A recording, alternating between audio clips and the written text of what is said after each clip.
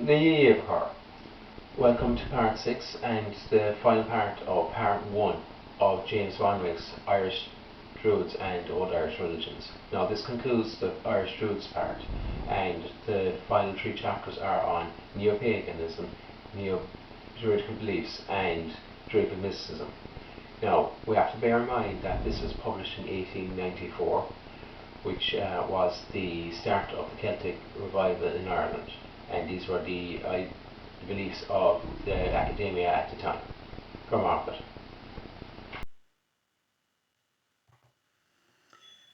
Neo-Druidism.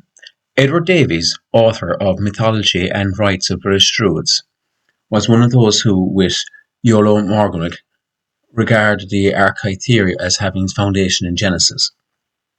But, as Professor Rees says, when one turns to Davies' authorities for his unhesitating statements of the kind, no doubt one is a little dismayed at first, and not a little inclined to doubt him altogether, and in disposing of his helio-archite absurdity, dispose of the Druids with them. The modern Druidism, or Bardism, about which a few years ago was considerable excitement in Wales, must not be confounded with the Druidism of 𝕴𝖗𝖏 and Morien, who sought the revival of what is declared by others to be mystical paganism. Bardism of the century, brought forward by Welsh clergymen like 𝕴𝖏 and Company, was founded upon the so-called Welsh triads of the Middle Ages, which were interpreted in a quasi-Christian light and presumed to have been the relics of the scriptural patriarchal system. The Reverend John Williams was perhaps the best exponent of Bardism, though all its advocates recognised in it the Church of England ideas of the century, and yet hardly of the high church order. The patriarchal religion of Britain by the Reverend Dr. James made many converts to the system, with the ceremonies associated with something of the Masonic character. This is a summary of the Bardo-Druidic Creed. There was one God, there was 5 elements, earth, fire, water, air, and heavens. The soul, refined, vital, and imperishable, is a lapsed intelligence regaining happiness by transmigration. Creation improved as man improved, and animals gradually became men.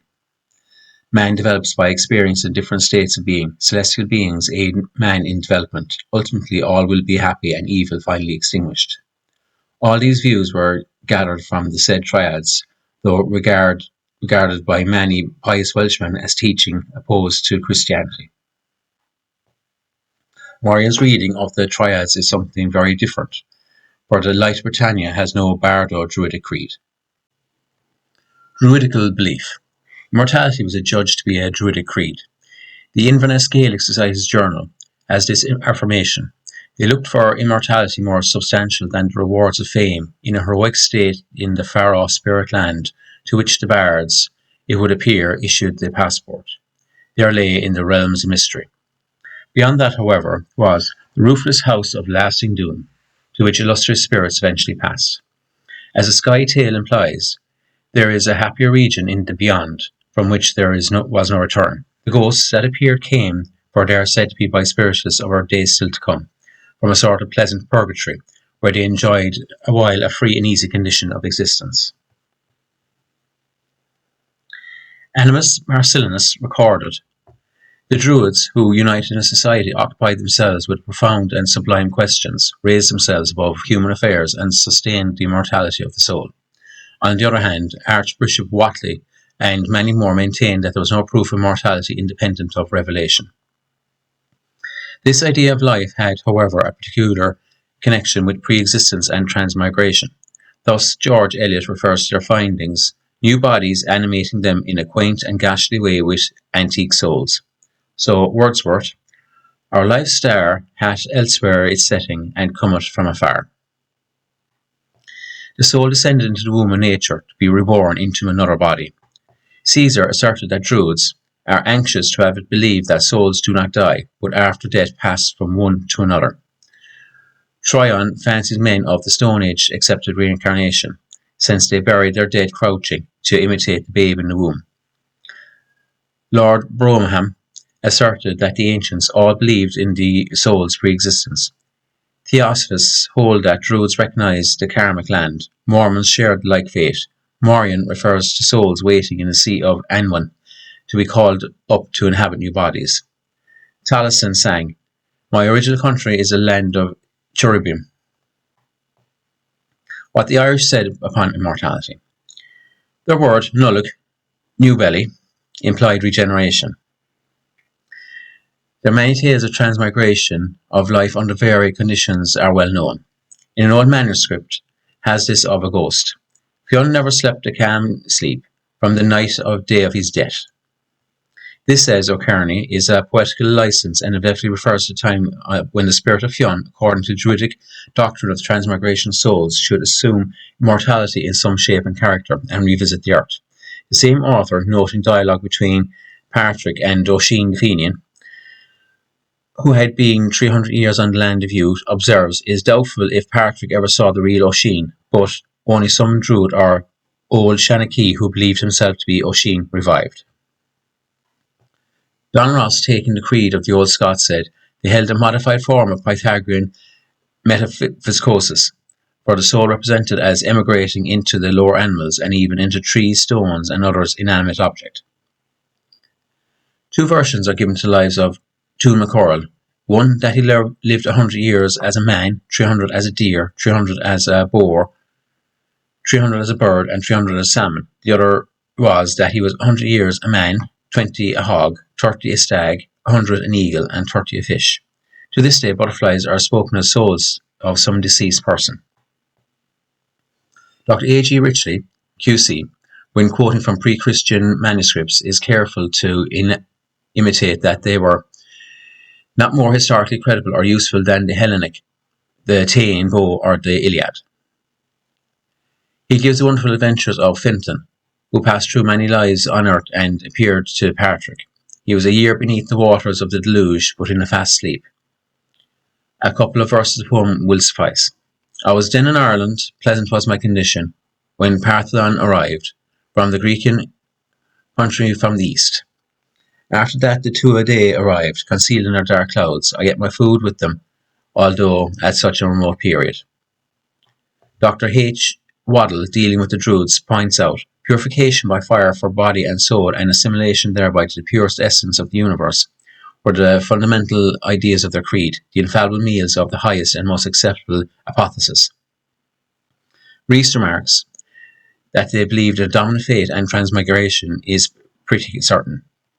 Irish transmigration marks O'Byrne Crow means that souls passing from man to other animals, man and all subordinate animals included. This is Irish transmigration, called by the Greeks transformation of one body into another, while the Gaulish is transmigration of a soul into the body of another human being. He adds, "But is this transformation a Druidic doctrine? Most certainly not. It is purely Pythagorean, and must have been for many centuries preceded Druidism in this strange land of ours." The revival reincarnation by Madame Blavatsky and the Theosophists under the eloquent Mrs. Besant shows the persistency of the idea is so entranced by the semi-civilized Irish long ago, and seems so satisfactorily a way to account for the existence of man after death. Transmigration being found in Ireland has led some to assert their conviction that Buddhist missionaries conveyed it thither. The Société d'Antiquaires de France had an article from the pen of Cuthbert Montbre advancing this opinion, relying upon the known ardour and extensive proselytism of early Buddhist monasteries. He knows that the Irish deity Bud or Budvas, and asks if he was not Buddha. In the Hebrides, spirits are called the Buddocks, and the same word applied to all heads of families as the master. The Druids were, says one, only an order of Eastern priests located in Britain adoring Budvas. The St. Germain Museum has in its Gaulish department an altar on which is represented a god with the legs crossed after the manner of the Indian Buddha. That relic is the fourth of the kind found in France. Anderson Smith, in his Listania, writes reluctantly, "We must accept the possibility of a Buddhist race passing north from Ireland. This means that Ireland is to be regarded as the source of many Buddhist significance which are discovered on the west of Scotland and in the Hebrides. It has been generally accepted that Druidism was Celtic in origin and practice because Caesar founded in Gaul and Britain, but he records three races in Gaul itself: the Celtic, the Germain, and the Aquitani.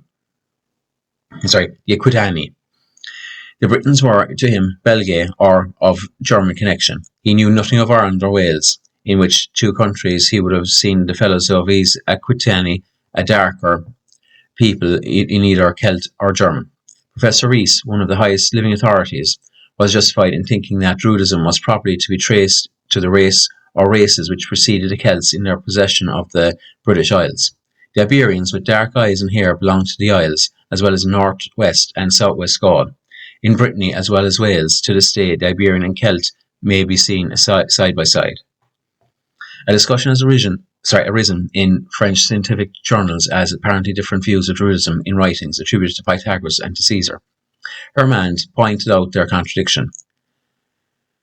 𝕴𝖗𝖎𝖘𝖍 remarked, "One says that there were no Celtic lands, neither temples nor statues. The other, on the contrary, would declare that he had found the worship of Roman divinities and consequently temples, statues, images. Pythagoras was told by a Druid that he believed in one divinity alone, who is everywhere, since he is in all." 𝕴𝖗𝖎𝖘𝖍 failed to see any decided difference in the two authorities, save in the modification occasioned by the Roman domination. He saw in one of the constituents and principles of the Gauls religion the proscription of temples and idols, recalling the well-known fact of the destruction of the Temple of Delphi by the same people. He points out that Caesar spoke of a likeness to Roman idols, not the idols themselves, especially in the relation of so many of Mercury. Of the Gaulish Druids, 𝕴𝖗𝖎𝖘 said, "Besides these purely spiritual beliefs, they permitted a material worship for the people. They permitted the adoration of God in that in which the ancients named the elements. Some hold the Druids were either strangers from afar or an esoteric body of the learned, who permitted the vulgar to indulge in their hedonistic practice, while they themselves maintained loftier conceptions. The early Christian missionaries seem to have adopted a like policy, in allowing their converts considerable liberty, especially if safeguarding it by the change of names in their images. For instance, in Fosbrook's British Monarchism says, British churches from Pozzo are found upon the site of Druidic temples. The three rays of the Druids, triads, fleur-de-lis, broad arrow, or otherwise named, may have represented light from heaven, or the male attributes in the descending way, and the female ones when it is in reverse position. They may have been Buddhist or even ancient Egyptian, and may have symbolized different sentiments at different times or in different lands. As Druids, like other close bodies, wrote nothing, we depended on outside pagans and Christian teachers for what we know of their doctrines. Doubtless, as many Spanish Jews kept secretly their old faith after the enforced adoption of Christianity, so may have some Irish monks have partly retained theirs, and even revealed it under a guise. In their writings, some ecclesiastical authorities show that Druidism was not wholly extinct in the 16th century. While some authorities imagine the Druids preceded the ordinary polytheistic religion, others thought that they introduced pantheism. Amadea Thierry, in Histoire de Gaula, found it based on pantheism, a material, metaphysical, mysterious, sacerdotal offering the most striking likeness to the religions of the East. He discovered no historic light to show how the Cymry acquired this position, nor why it resembled the pantheon of the East, unless through their early sojourn in the borders of Asia. The empire of Druidism, says he, did not destroy the religion of exterior nature, which had preceded it. All learned and mysterious religions tolerate an undercurrent of gross fetishism to occupy and nourish the superstition of the multitude.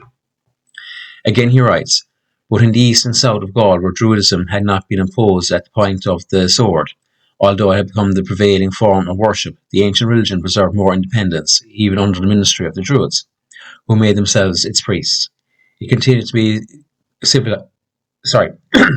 be cultivated, if I may use the word, following the march of civilization and public intelligence, rose gradually from fetishism to religious conceptions more and more purified. Was it in this way that Druids found their way to Britain and Ireland? Caesar, who saw nothing of the religion among these islands, was told that here was the high seat of Druidism. His observations on religion were not so keen as those on the art of war. Thierry regarded Druidism as an imported faith into Gaul, and partly by means of force. Strabo heard that Druids spoke Greek. Tacitus may say our rude ancestors worshipped Castor and Pollux, but Agricola, who destroyed Druids in Mona, found no images in the woods. Acker remarked that the Celtic history labours under much insuperable obscurity and incertitude, and we cannot premise anything above a small degree of verisimilitude. And Ireland's Mirror ventured to write, on no subject has fancy roamed with more licentious indulgence than that of the Druids and their institutions. Though sunk in the grossest ignorance and barbarism, their admirers have found them in the dark recesses of forests, secluded from mankind and almost from day, cultivating the abstrusest sciences and penetrating the sublimest mysteries of nature, and all this with the aid of letters or of experiments. This is not the opinion of some modern devotees of Druidism on these islands, who imagine that under Druidic control the existence of a primal and exalted civilization. O'Curry thought it was probable that the Eastern Druidical system was but the offspring of the Eastern dogma, somewhat less complete when transplanted into new soil. Druidical mysticism. However orthodox the Irish of the present day may be esteemed, there must have been a fair amount of mysticism in the past amongst an imaginative race. Perhaps this quality brought them into disrepute with the Church, down to the time when the Pope gave their country to the Norman King of England in order to bring the people into a more consistent faith. Even St. Bernard, in his Life of Malachy, referred to the Irish as pagans while calling themselves Christians. John Scotus Erigena, the learned Irishman of the 9th century, was certainly mystical in his views. He spoke of God as the essence of all things, of the divine dark and supreme nothing, of creation being only an eternal self-unfolding of the divine nature, of all things resolved or self-drawn to God, of time and space, of modes of conception to the present state, etc. Gould's History of Freemasonry refers to the connection between the Druids and Freemasons. The papal bull of 1751 against the latter might have been applied to the former. The strict bond of strict secrecy, the oath to keep secret, at variance with civil and canon law, of ill repute amongst wise and good men, Clement XII, was followed in his condemnation of Freemasons by Benedict XXIV. Zohar of the Kabbalah taught that the narrative of the doctrine was his cloak, the simple look only at the garment. Clement of Alexandria wrote, "The mysteries of the faith are not to be divulged to all. It is requisite to hide in a mystery the wisdom spoken." Even Augustine admitted that what is now called the Christian religion really was known to the ancients. Druidism may therefore have had its secrets. It is well to recollect, as Professor Rees points out, that what may seem to one generation of men a mere matter of mythology is frequently found to belong to the serious theology of a previous one, and that early man is not beneath contempt, especially when he proves to have had with him the makings of a great race, with its highest notions of duty and right. Nobody can deny that Wales, somehow or other, at a certain period, assuredly long after the establishment of Christianity in the islands, and suspected by many from philological investigations to have been without the 12th century, received a flood of mystical learning conveyed in Welsh triads of great beauty but great obscurity. This mystical learning, conveyed in a Christian guise, is asserted to be a restatement in refined symbolism of those ancient creeds and associated with ideas drawn from megalithic monuments as cromlechs and circles. The Irish literature of the same period in the Middle Ages, though less tinctured than the Welsh with the medieval mysticism, is not without a trace of it. England, judging from the sudden admixture of religious symbols previously unknown in the churches of the same era, was likewise affected. French literature shares the same suspicion, Brittany in particular, and especially in connection with the myths of Arthur and the quest of the Holy Grail. Morian is right in placing this French development of pagan mysticism alongside with that of his Welsh. The early lives of Patrick, containing many foolish stories of Druids, of raising the dead and striking dead the opponents of the saint, have no reference to this Oriental mysticism, but the latter appears in later lives of the Irish and Welsh saints. Whence came this occultism into the Church? The introduction of it may be largely attributed to the Templars. They were accused of magic, and lost everything thereby. As students, not less than fighting monks, they learned much of Oriental mysticism, and may have been a prominent means of introducing ancient heresies into Britain and France. Their destruction from the orthodox point of view was justified. No one can look at that symbol in the roof of London Temple Church and on English church banners elsewhere without recognising the hedonism so conspicuous in Welsh Druidism. But why this Eastern philosophy should find a special retreat in the triads of medieval Wales is by no means clear.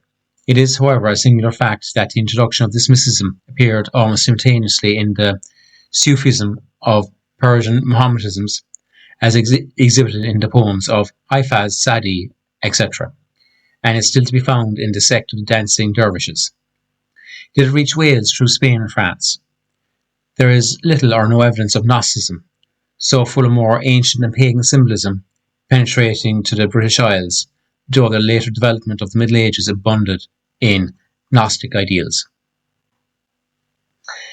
As this peculiarity would appear to have entered Wales in the early Norman period during the Crusades, why was it not evident in Ireland? Did the Norman conquerors, who became more Irishy than the Irish from their devotion to the Irish bred law, which gave chiefs so much power and property, decline to patronise therein the new learning? The Irish King of Ulster, Mongan, recollected his first life as find, though 2 centuries before. Tuan was twice born as a man. The idea, says 𝕴𝖗𝖎𝖘𝖍, that a soul could in this world reclothe successfully several different physical forms was a natural consequence of a Celtic doctrine well known in antiquity. This doctrine is that the deceased, who have left in the tomb their body deprived of life, find exchanged a living body in the mysterious country which they go in inhabitate under the bewitching sceptre of the powerful king of the dead.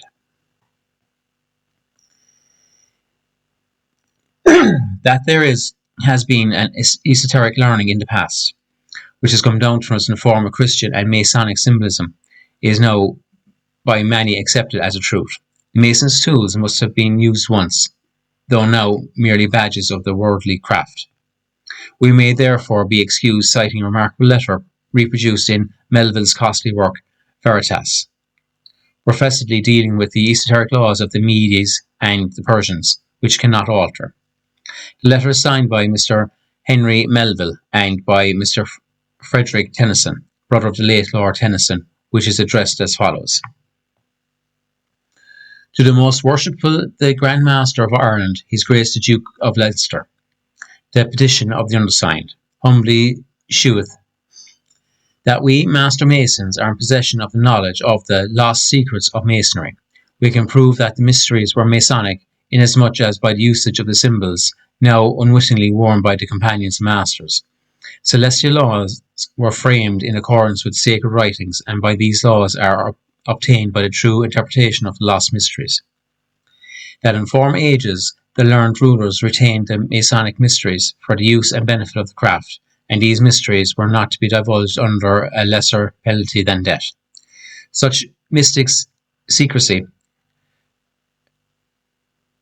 might have been advisable and requisite in ages past, but such retention of knowledge your petitioners verily believe to be no longer necessary, as the advancement of truth is now the policy of the civilized world, and more especially so of the British nation. Your petitioners therefore humbly pray, most worshipful Sir, that you would be pleased to order a commission of learned and intelligent brethren to be appointed to inquire and decide. First, whether the knowledge we profess is in former times considered Masonic. Second, whether the lost mysteries were, and consequently still are, celestial truths. Third, whether truth shall be published to mankind under the sanction of the Grand Lodge, provided always that the Lord truths interfere not with the mysteries and ritual of modern Masonry. And lastly, whether under all considerations the Grand Lodge of Ireland will assist fraternity the dissemination of the recovered truths and will enlighten the most enlightened chiefs of this present generation.